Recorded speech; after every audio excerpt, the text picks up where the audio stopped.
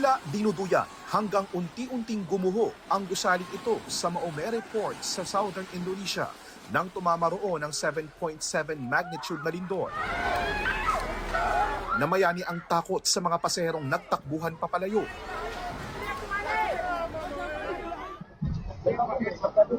Kita rin sa isang video na kuha mula sa barkong nakadaong ang takbuhan ng mga pasahero. Habang may mga debris mula sa gumuguhong gusali ang nagbagsakan sa dagat.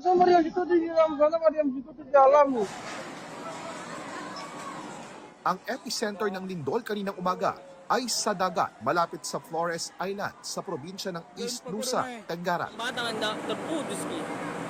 Nang huminto ang pagyanig, dali-daling nagbabaan ang mga pasahero mula sa nakadaong na barko.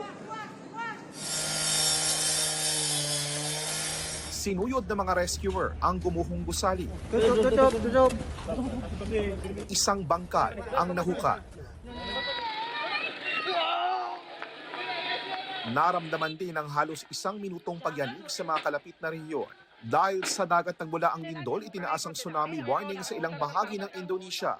Nagtala ng mga alon na hanggang 1 metro ang taas. Binawi ang tsunami warning makalipas ang 3 oras.